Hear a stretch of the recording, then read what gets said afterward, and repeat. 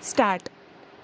It has given me great pleasure to be present here today and to know from the illuminating speech of your chairman, Srimati Durgabai Deshmukh, how the Central Social Welfare Board, which was established last year, is steadily expanding its activities. Stop. Whenever I think about the social welfare problem, my mind spontaneously turns to the directive principles incorporated in Part 4 of our Constitution, which came into force on the 26th January, 1950. Stop. That is the pole star which guides our activities in the field of social welfare. Stop. Having been closely associated with the deliberations of the Constituent Assembly as its president, the reference to the directive principles strikes a sympathetic chord in my mind as it evokes a personal concern. Stop. You are all aware that the directive principles laid down in Part 4 of our Constitution are fundamental in the governance of the country and that it is the sacred duty of the state to apply them in making laws. Stop. It is, therefore, a matter for serious thought as to how far we have discharged that responsibility of securing social and economic justice, which is the ideal placed before us in the preamble of our Constitution. Stop. Have we made any progress towards the objective laid down in Articles 38 and 41 of the Constitution? Has the state, within the limit of its capacity, made any effective provision for securing the right to work, to education, and to assist the unemployed, the old and the sick? The Constitution prohibits employment of children below the age of 14 in factories, mines and such hazardous undertakings. Stop. We might search our hearts and ask ourselves whether we have done everything that is possible to implement this directive. Stop. These are some of the matters to which I would expect this conference to devote its attention. Stop. If any of the existing laws are coming in the way of implementing the directive principles, I believe suitable steps will have to be taken to bring them in conformity with the Constitution. Stop. In a vast country like ours, a network of social organizations would be necessary to create a welfare state. Stop.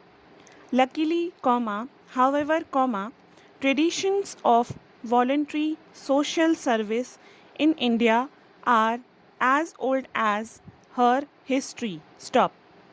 Many of these voluntary organizations have been doing pioneering work over a number of years. Stop.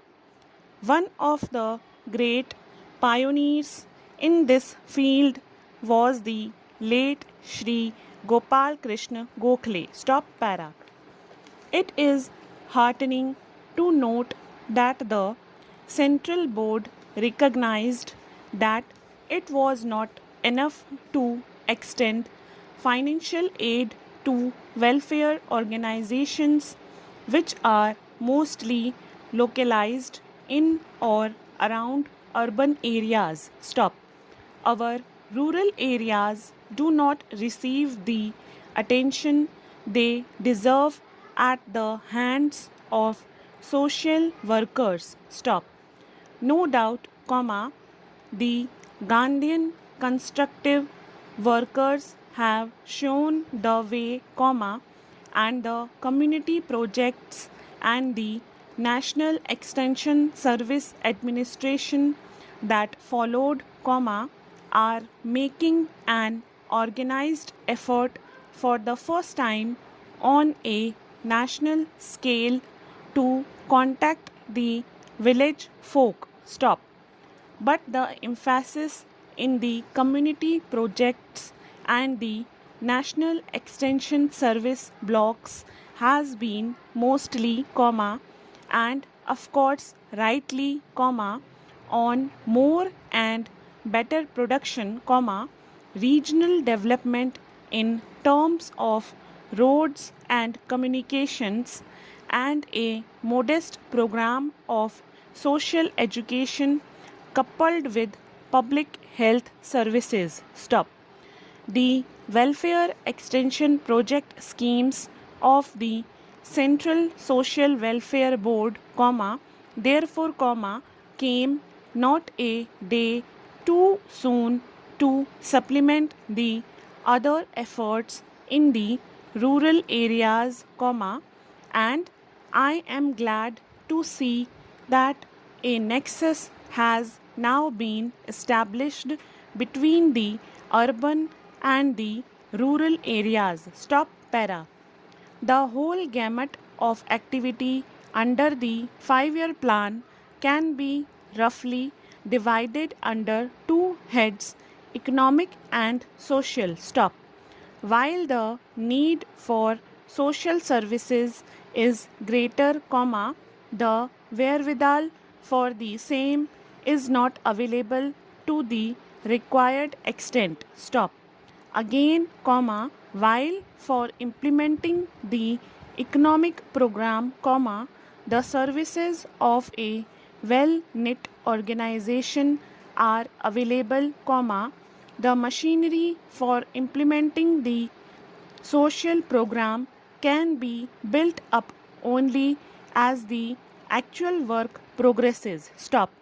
But it is of the utmost importance to remember that, in a way, economic progress is only a means to progress in the direction of social welfare, which may be said to be the end of planning. Stop. The whole thing sounds like a paradox, which perhaps, it is, stop. At first sight, it seems that economic progress without solid achievement in the field of social welfare will ever remain bereft of its real content. Semicolon. On the other hand, we find the concept of social welfare less concrete than that of economic progress, and therefore, less easy to grasp and more difficult to achieve than the latter. Stop. A dispassionate view of the problem will, however, show that actually there is nothing wrong with our order of priorities. Stop. Economic progress being the means to achieve social progress of the community, comma, which is the end, comma, has to be given some preference, stop. And that is exactly how we are proceeding about in the implementation of the 5-year plan, stop. I would like to utter a word of caution, stop. The idea of a welfare state is good and is being pursued by the government of India, stop.